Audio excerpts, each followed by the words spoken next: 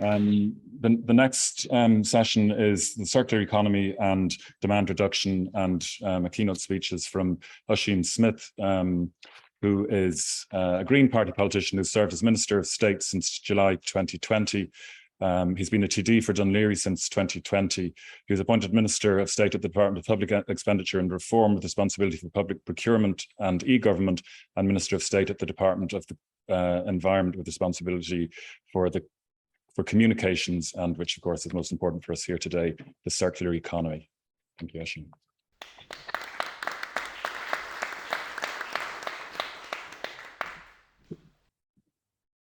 Okay, hello everybody. Thank you very much, Michael, and it's nice to see so many familiar faces.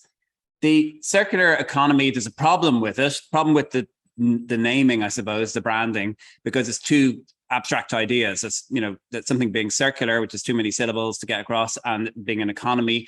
And I think it really helps if you can quickly skip to the examples of what it really means in the real world. So circular economy means that instead of going to a cheap shop to buy clothing, that you're going to the charity shop.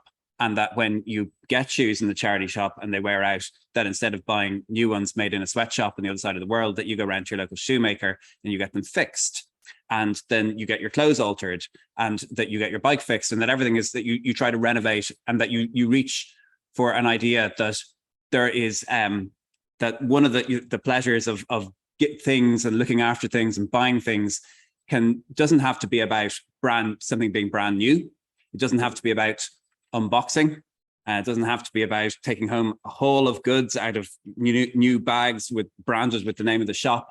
But you can also have an immense pleasure from taking your old goods and fixing them up, the ones that have worn in to fit you and that have some heritage and some emotional connection for you, or that you've got it from your family, and now you're giving it a new lease of life. And that can be a way that you can signal to other people your taste and your eclecticism, rather than appearing and saying, look, I've got something brand new from that brand. So I think there is a cultural challenge to shift people's shift people's idea of what it means to provide for themselves and their family in a way which is not wasteful. So I think we're kind of pushing an open door here. For a long time, there was a general consensus that our prosperity and our wealth in the world were about the success of capitalism, and that what we had to do was we had to consume as much as possible. I need to remember George Bush telling people that to avoid the recession, we all had to go shopping. And there was an idea that if anybody like Michael or me said, hold on a second, maybe GDP is not a good measure of wealth, that you are a crazy hippie and that you should be shunned for your silly ideas. And then eventually the whole edifice of GDP sort of collapsed. And I remember, there was this idea every quarter, oh, GDP's gone up 0.5%, we're 0.5% better, or it's gone down 0.5%, we should be worried. And then one day I think Irish GDP went up 25%, and the CSO and everybody had to say, oh, this is all rubbish, isn't it? And it doesn't work at all. And we've got to find another way of measuring whether we're prosperous. And that this idea that we can measure our prosperity based on how fast we are consuming our finite resources is a stupid idea. And it doesn't make sense to say the faster you eat the food in your cupboards in your kitchen, the richer your family is. That's just not true. So we've won that kind of argument, and there's a general consensus from people that consumerism is not the route to happiness. That if you have two of something, you're not twice as happy as you were than when you had one. In fact, it's more rubbish to look after. And even IKEA eventually said that we'd reach peak stuff. And everybody knows, stuff is not going to make you happy. So we're there in the abstract, but we're obviously not there at the individual level. And still it's very hard to get past to make those individual changes and say, okay, I accept that I shouldn't that buying a lot of stuff isn't going to make me happy, but I'm still doing it. I'm still borrowing money to buy stuff. So we're at that point. We're at the point where the general idea is agreed and the goals, but we've got to do the action plan. How do we persuade people for this circular economy stuff? So and I see this in the report. When you're trying to persuade people about things, you've got different groups of people and you need to address their values. So it's easy for me, I suppose, it's with a group of people who are young and progressive you might speak to them about circular economy in terms of the environment and the future and climate action, but maybe with a more conservative group of people, you might be appealing to the values of their parents and grandparents. And using that approach, and I brought the circular economy bill to the Dáil, I was able to get people from every party, including the rural independents, who generally will oppose anything that I do, even if the opposition are on side. But it got them to agree to it, because they said, oh yeah, that's the way things used to happen, where we used to get our shoes fixed and whatever else. So being able to appeal to those values meant that we got a very broad consensus. So on an individual basis, though, when we're looking at getting people to agree to projects in their local area, there is a real problem. It's really heartbreaking when you're trying to get things done in your area and people are coming up and opposing them. So if you can think of something as simple as closing off the street outside the local school during the start of the school day and the school pickup and the drop off. So you just say, well, why can we close the 100 yards from under the school? And I guess the problem that we're having is that we put out an idea and we say, let's have a public consultation about it. And then people start to imagine all kinds of terrible things in the future, and they discuss it for years, and sometimes literally 2 years, 3 years of discussion about something that you just really want to try for a few months. So I think what we really need to do is move towards a different emergency governance to taking into account that this is an emergency and that there's a climate crisis, and that we say, look, if we're going to try something out, like close the road in front of the school, we should just do it. And we'll just announce it that we're going to do it next week, and we'll try it out for 6 months, and then we'll put it back the way it was, and then you can have your consultation. So we're consulting about something that we've tried, not something that we're imagining for the future. Because what I found is that in my local area, when I surveyed people, and I got a professional firm to survey it, they were actually very, very much in favor of a lot of the projects I was trying to do. But the people who were against the projects had louder voices. They were more intense. They were more on social media, and they gave the impression, and also to the broadcast media, that they were a majority. So I have a kind of a silent majority supporting, and I have a minority who are kind of acting in a tyrannical way. So that's my challenge to get past that. And so I want to move towards, if we're thinking about what's emergency governance, which is covered in this, I think something where we can do something and have the consultation afterwards. There's a couple of things happening in Europe that are encouraging. One is the idea of durability ratings.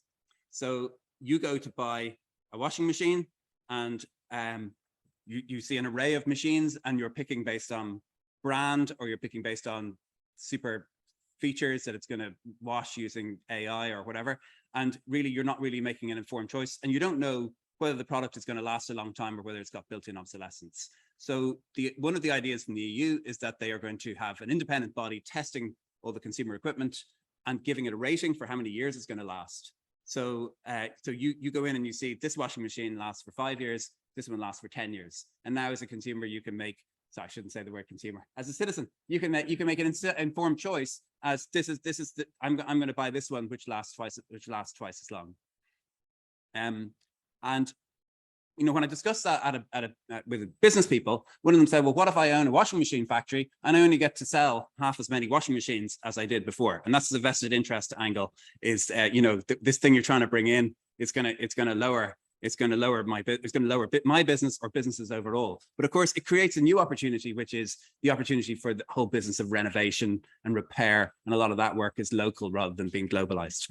We're also kind of got a fair wind on the whole globalization thing, because globalization is obviously falling apart. Thank you very much, Donald Trump, for imposing trade tariffs on loads of different countries all at the same time, which made companies say, okay, we've got to put our own factories in each continent. Then the pandemic, destroying trade lines in China and everything else. And now the war in Ukraine. And really, we got to a point where if you just can't rely on or it looks like that the business world can't rely on fragile, complex, long distance supply chains, and they're thinking we got to make things more locally and create things locally. So there's a challenge to the whole idea of globalization. I think is really starting to shatter. And I think that so what's going to happen instead, I think, is a lot more local stuff, a lot more services, a lot more fixing things in your local area, and a lot less waiting for a container of stuff to arrive from the other side of the world. How are we doing on circularity in Ireland? Really badly. So I think we're second last in Ireland, in Europe, on Eurostat Circularity Index. I don't say that very much, but we are. And when I looked at the details of it, because we don't mine, we don't really have much mines. We have like Tara or something. But what we do is we scrape a lot of aggregate, and we take, we scrape off drumlins. And until recently, of course, we were stripping the bogs and everything. But so our construction industry involves a lot more raw materials than in other countries in Europe, even on a comparative basis. We ship all our waste, or most of our waste, although it gets sorted here, most of it ends up being sent abroad. A lot of it burnt abroad.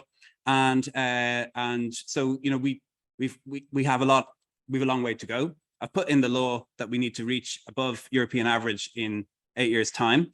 And when I look at what the big bits are to do, it's not coffee cups. That's the bit that, obviously that the media were interested in. But the biggest one is construction.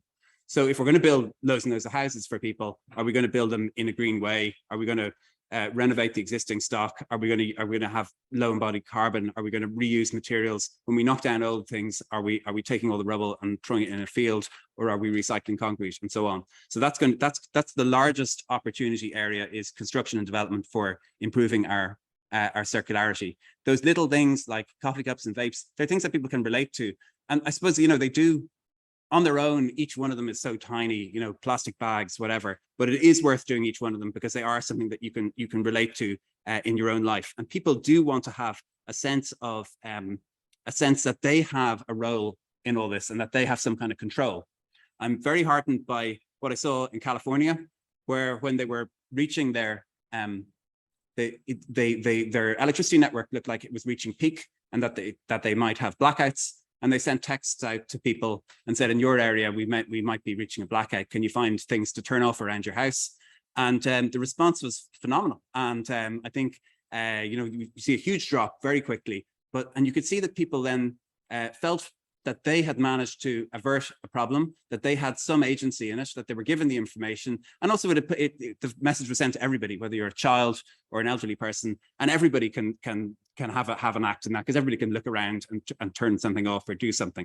So I'm looking at how we can do that here as well. So there you go. That's my unprepared words on this. And if you ever want to talk to me about circular economy and you have ideas about how it should be running better, I'd love to hear them, because mostly everything that I've ever done is any good. It's always been a suggestion from someone else. So thank you very much. Thank you.